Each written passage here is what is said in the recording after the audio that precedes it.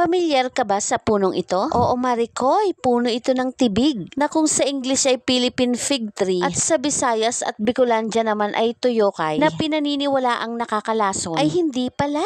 Alam nyo bang indikasyon na kapag ang lugar ay may puno nito, ito ay lugar na matubig or may magandang source ng tubig? O diba, ang syala. Alam nyo din bang ang puno nito at mga bunga ay naglalabas ng tubig tuwing gabi? Mabubuhay ka nga sa kagubatan, mga Maricoy, dahil pwede itong maging source ng tubig. Oo, Maricoy, sa mismong katawan nga ng punong ito ay makakakuha tayo ng tubig para makasalba sa uhaw. Ito rin ay paboritong pagkain nitong ating mga kaibigang ibon, maging ang mga panike. At 100% mga Maricoy, ang hinog na bunga nito ay pwede nating kainin. Ito ay nagtataglay ng tamis at ginagawa din itong jam o minatamis para gawing palaman. Yummy!